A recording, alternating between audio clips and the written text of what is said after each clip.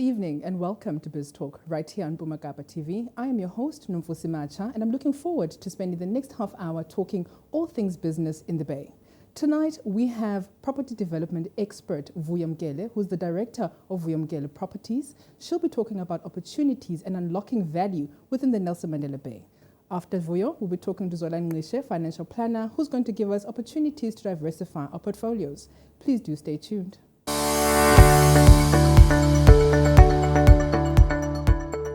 As promised, we'll be sitting with Vuyo Mgele, property practitioner, to just discuss a few opportunities that exist within the property market in the Bay. Vuyo, how are you feeling? I'm great, Nomfusi. How are you? I'm fantastic. It's exciting to have you here. Good exciting to be here. to have someone with such a great, profound basket of knowledge, just to share some information with our guests. It's a pleasure. Lovely. So Vuyo, tell me, give me a market overview. What does the current market look like for investors in PE? Port Elizabeth, let's talk post-COVID. It is growing year by year by at least 5%. Nomfusi, people are buying in Port Elizabeth. Property transfers have picked up, especially from mid-2024 to date. So it is a good time to be buying those properties in PE at the moment. Lovely. So we'd say it's definitely then a seller's market if opportunities exist, and we are seeing some high demand. Now tell me, Vuyo, with the context of, the retrenchments that we've been experiencing within the Bay, I understand that some properties are owned for investment purposes only. How has that affected the market? It has affected the market drastically, Nomfusi.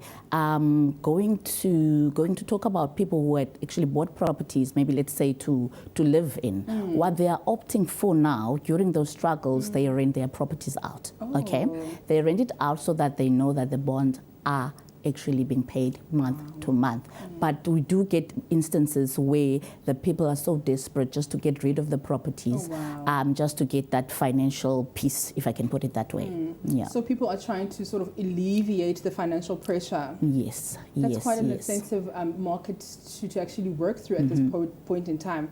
Does this then now, affect the affordability of the properties when people are acting sort of from a desperate stance? The decision making can sort of, be influenced by that. Correct. People do push to get the best price for their properties, trust me. You'll find very few people that are so desperate that they sell their properties next to nothing. Everyone wants to get that good deal, but we do get instances where people just want to let the properties go, and yes, that lucky person get that property at a good price. One man's luck is another man's loss, as with all investments, if we can be fair. But if we talk about, flipping, because I think we see a lot of instances where people flip properties, buy something that's maybe a little bit on the rundown state, and then develop that. Are there opportunities like that? And which areas, more or less, would we be looking at those type of opportunities? Most definitely. A lot of people are looking into that kind of business. That is the thing at the moment. If we look at Central, we have a lot of properties there that needs a lot of attention. We have a lot of properties that are just standing there desolate. People are buying, people are flipping to maybe do student accommodation, which is a thing at the moment. So there are opportunities like that.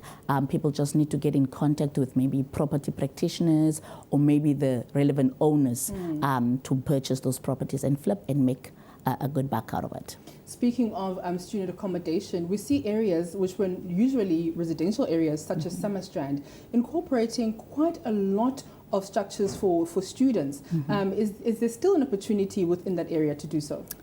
Tons. I think for student accommodation now, it's still going to go and thrive a long way because we are not in America.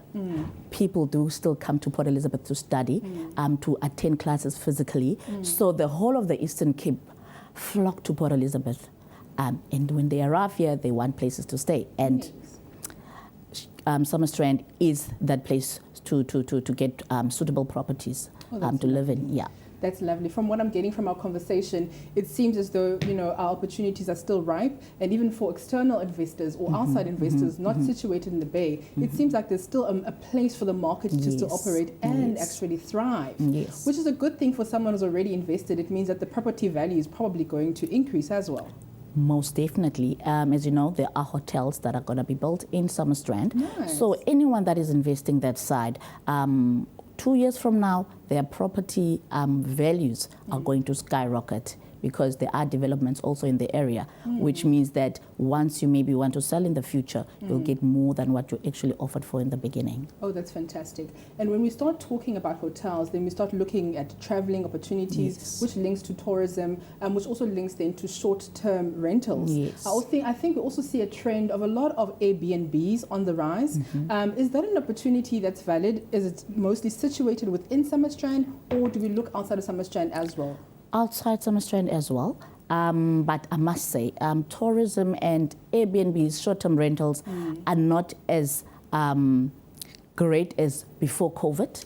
At that time, we had lots of people who actually traveled to PE for leisure, you know. But at these economic pressures that we are encountering, people mostly come for business, which means that leisure, they only go for leisure maybe during December.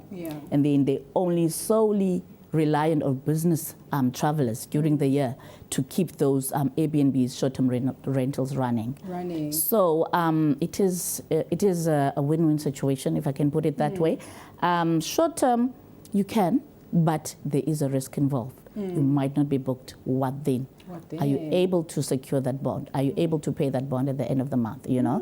But it also poses a great opportunity for you to make extra income if you are fully booked for the whole month. You make as twice the money as you would make on a long-term lease, you know. So what I'm understanding is that on a short term, on a month-to-month basis, there could be a likelihood of your rental or your unit sitting empty. However, when there is, inflow from tourists or inflow from business travels, then you are making up for those quiet months. Correct. That sounds to me like it's still a great opportunity to participate in that market. Now, one of the things that will influence an outside investor from coming in and investing in Port Elizabeth would be the infrastructure challenges that we currently are facing. I think in the previous couple of days and weeks ago, we have had experienced power outages, which created a lot of instability. So how do we combat that? You know, Nomfusi, these days that we're living in, we need to be prepared. We need to be proactive. You know, we need to have backup systems. Any metro, any city does experience power outages, water scarcity every now and then. So that's when we'll get our solar geysers on, solar systems in place, our inverters when there's problems, so that we keep going. Because those things are inevitable, but we just need to be positive and prevent being in discomfort during those times, Makes sense. Vuyo, thank you so much for joining us. It was such an insightful conversation. When our guests are looking to chat to you, where can they find you? All right. I am on Facebook. My handle is @Vuyo Properties. I'm also on TikTok @VMkeleProp. And my contact details, which is reachable also on WhatsApp and on call, is 081 597 4323. Ladies and gentlemen, thank you for joining us. We're not done yet. We're just going to go for a short ad break. See you after the break.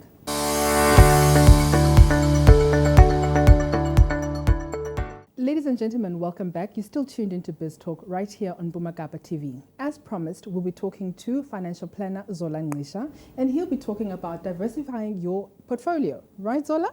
Yes, thank you. Thanks for having me. It's a pleasure to have you. Zola, let's get straight into it. So before the break, we were chatting to Vuyo Mkele, who is a property practitioner, and she was talking about building your portfolio in properties. But from a financial planning perspective, I just wanted us to talk from a different angle. What does this look like? So let's first differentiate between having property as an asset class and property as a physical, tangible asset. Yeah, that's an excellent question. So maybe first off, as a financial planner, we look at investing holistically, not in isolation. So I think that's a difference between us and maybe other profession within the investment space. So when we're talking about physical property, of course, we are talking about you buying the physical asset and gaining control of the asset. But when we're talking about investing in property in the sense of a liquid investment, So you don't own the physical property, you own a share, as it were. So it becomes, as I would say, it's not physical ownership. But the difference in that is the liquidity when you are investing is much easier to liquidate. So if you need to make changes, for example, a friend of mine once said, imagine this, let me illustrate this practically. In the instance where, let's say, the South African economy were to go bust, right, and you are owning physical property, so all your wealth is locked in a physical property, and you had to quickly leave South Africa. You could not, obviously, take your house with you at short notice. But if you are owning shares, property shares, you could liquidate those shares relatively quickly, sell them and move your wealth very quickly. So we must appreciate the distinctions and the risk that are applicable to each scenario. Love it. So in this, I take two things from it. You mentioned potentially concentration risk, where investors have a high exposure on just one asset class, being property. But then you also mentioned something on liquidity as a risk as well. But now, when we're talking about specifically concentration risk, how do we go about balancing the portfolio when you do have the physical property, the property in the form of an investment? What additions can we do to sort of balance out our portfolios? And what's the importance of it? Yeah, that's an excellent question. Again, it will vary from individual to individual. That's why as financial planners, we do holistic view of your whole plan in terms of financial planning. How diversified are you in terms of your risk? And when you own physical property, it's very important to be liquid as well, because like we say, if the market can turn very quickly and unexpectedly. COVID is a classic example. I owned physical property that I was holding as an investment at that point in time. And most people who owned property at that time and relied almost exclusively on that income will know how disastrous that became for them. That if you didn't have liquidity at that point in time, your wealth probably tanked very, very quickly. So it's important to start building a war chest before you go aggressively investing in property as a physical asset. And I know a lot of people get emotionally attached to a particular asset class and don't necessarily balance the whole perspective of investing. And that's why it's good to partner with a financial planner, because we are not emotionally attached to a particular asset class. For sure. Yeah, we want to be able to ensure that there is a balanced and a holistic perspective in the way you approach investing. For sure. So when we're talking about liquidity, and I think your example was actually quite excellent. If I need to pick up and leave at this particular point in time, will I have enough sufficient cash, or am I able to move with the cash? So liquidity then references your ability to access money in liquid form. Now, when we're looking at diversifying and balancing out a portfolio, are you saying perhaps it's important to have properties in your portfolio and maybe other things such as bonds and cash? Yes, absolutely. I think, again, it will differ from an individual to individual, the risk appetite and what you want to achieve. Some people want to hold property for various reasons, whether it's through generational wealth, whether it's just an ego thing, like if you own physical property that you can point to, say, hey, I own this at this building. So some people, it's an ego thing. But when it comes to investing, as I said, as financial advisors, we are not emotional about it. Of course. We want to ensure that the wealth holding serve a particular purpose that is going to serve you at the end of the day. What is it that you are wanting to achieve by holding these different asset classes? But absolutely, in terms of protecting wealth over the long term, there's a TikTok video that I'll be releasing tomorrow, which actually speaks on that particular subject, how you preserve wealth over an extended period of time. And one of the principles is that you need to hold wealth in the right structures and you need to diversify. And unless you follow those principles, you're not going to have sustainable wealth over the long term. And now, looking at the current retrenchments, I think it's a topic that we need to touch on, especially in the Bay, because there's been a number of retrenchment and joblessness. I think our unemployment rate has increased quite significantly, with industrials still retrenching a few more people to come. So when it comes to the economy of the Bay from that particular angle, do you still think that property is something that we should be looking at as an investment class? Not in isolation, of course, but in part of your portfolio? Yeah, it's important to follow the right principles, because the principles are going to guide us in terms of building wealth in a sustainable way, right? And not just listening to the noise and, you know, people's opinions, especially people who are unlicensed to give opinions. In the world of financial planning, it's only licensed financial advisors that are actually licensed to give advice, because we are regulated under FASE Act.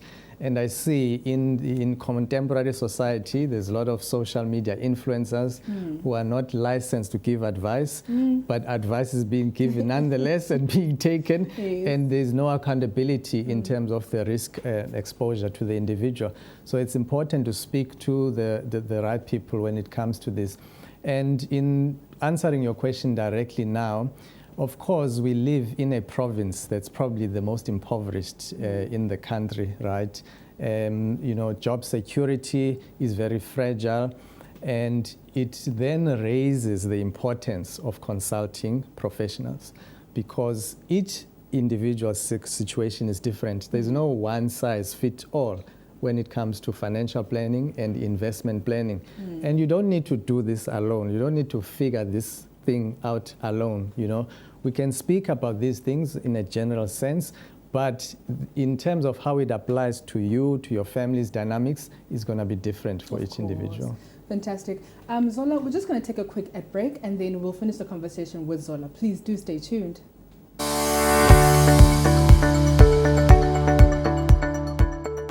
Ladies and gentlemen, you're still tuned in to Bizz Talk right here on Bumagaba TV. Before the break, we're talking to financial planner Zola, and he was talking about diversity and a few technical concepts. Zola, we still have you, and we're excited to still have you here. Now, can we finish our conversation? Yeah, absolutely. Fantastic. Can we talk about, I think one of the biggest things that people like to actually allude to is, if I'm going to take a bond for my property, how am I going to actually get return on that investment? What is the threshold or the equilibrium point that I need to reach in order for me to be able to make sure that it's actually becoming an investment and not just a debt? Yeah, that's a very technical question you're asking, Nomfusi. And again, it will depend on the particular individual's exposure, current exposure to risk, and their risk appetite, and also the level of knowledge and expertise. Because once you venture into physical property investments, the level of technical expertise rises exponentially. You know, you got to rely a lot on technical knowledge, expertise. Of course, you can consult experts, you know, to guide you here and there, but you now need to start taking personal responsibility for managing all of that risk in terms of debt to equity ratios and, you know, liquidity ratios and all of these things that become quite technical. And the risk also becomes exceptionally higher, because in property, it's not about where, you know, the level at which you sell that will give you the return. It's the level at which you buy. So if you use debt and you buy at the wrong price, you are out of the game. Totally. True. So that, as I said, requires a lot of technical expertise. You need to forecast, you know, things 10 years ahead. You need to, actually, when you're investing physically into property, you need to like think 20, 30 years into the future. Of course. Yeah, what's the likelihood of this particular market, you know, turning out in 20 or 30 years? Because if you think very short term, and things change, you know, adversely for you, you're going to find yourself in a serious spot of bother. You know, this is a great point that you just made, because now you've touched on investment horizon. Yeah. You've also spoke something similar to life staging as well, because now we're saying that if you are going to invest in property, you potentially need a longer investment horizon. Is this correct? And how important is it to ensure that you have time in order for this asset to grow in value? Yeah, that's a very excellent question. I heard from like one of the gurus I listened to that the difference between the poor and middle class and the wealthy is the size of their vision and time. Wealthy people typically have very big visions in terms of what they want to achieve and the impact they want to make in society. And they also think generationally. They don't even think necessarily in decades, but they think in terms of generations. You know, the decisions they make now, they want them to impact not just their posterity now, but 2, 3, 4, 5, 6, or 7 generations down the line. And I think that's the difference, unfortunately, between modern generation. We are used to instant results. Of course, microwave generation. Yeah, microwave, WhatsApp, TikTok, and all of these things. But when it comes to sustainable wealth, there is no shortcuts to it, because you actually need to develop the habits, the mindsets, and that doesn't shift in a short term. It takes a very long time to do that. I think now you just mentioned something quite integral, where you're talking about legacy, inheritance, generational wealth, which is something that, you know, as a nation that we're trying to aspire to. Yeah. But, you know, we're sitting in a position where as a nation we are a negative percentage when it comes to household savings. Yeah. So that goal does seem a bit far off. Absolutely. But for someone who does have the opportunity to create that legacy, are we looking at instruments such as a trust? How would a trust build into you? What are the benefits of having a trust when you are going to be creating a portfolio? Yeah, that's again quite a technical question, and maybe to take it a little bit back, I think it starts with firstly having an intent that you want to create generational wealth. A lot of people don't have any intent. You know, you have to begin there. Maybe as we start the year, this is a good opportunity to have a New Year's resolution. I'm going to be intentional about being the game changer for my family, to shift that, they call it generational curse or whatever it is. I don't believe in those things necessarily, but you need to make the decision, you know, and the decision will follow the commitment. And once you can commit to that and engage with the right people, surround yourself with the right people who can give you proper advice. Again, maybe let me reference a study done by Momentum in collaboration with UNISA recently, which found that only 91% of South African population make use of financial planning professionals when navigating important financial decisions, meaning 9% only that use the expertise of financial planning professionals. And of the 9% that do use financial planning professionals, they have on average 9.5 times more wealth than the 91% who don't. And that goes to tell us the fact that we are listening to the wrong people, majority of us. I'm sure the viewers listening here, generally speaking, are getting advice from TikTok, YouTube, AI maybe, your friends, your colleagues, who don't have the things you aspire to achieve. So that is actually a free tip to start shifting your wealth outlook. Just surround yourself with the people who know what they're talking about. That's why we're here as Bizz Talk, to make sure that they're listening to experts in industry so they can make valuable decisions for their businesses and also their households and their personal financial planning. Now, Zola, last question. And this is probably going to be quite a simple one. So when we're looking at the JSE, we've got listed companies that are listed in specifically properties, companies such as Growth Point, Redefine, Hyprop. How easy is it for me to get plugged into those companies? Very simple nowadays, because we've got platforms, I won't name them, but I think your viewers are familiar with a lot of them, Satrix, Easy Equities. If you want to DIY, which I don't recommend personally, it's the quickest way to lose wealth, but if you've got money to play around with, you can dabble around with those things. But if you are serious about investing, then you need to consult somebody who can at least help you develop a structure and a system that is going to allow you to get predictable outcomes. Because that's what we're trained to do as financial advisors, to help you get predictable outcomes instead of just fumbling along and wanting to figure things out on your own. Oh, fantastic. Well, if you don't necessarily know what a fun fact sheet is, do not try it on your own. Is that fair? I think so, yeah. That's quite fair. Yeah. Zola, thank you so much for joining us this evening. Please, if our guests are looking for you and they want some information, where can they find you? I'm on LinkedIn, Zola Ngisha, TikTok, The Financial Metaverse, Zola Ngisha, YouTube, The Financial Metaverse, Yeah, so I think I'm fairly easy to find on social media platforms.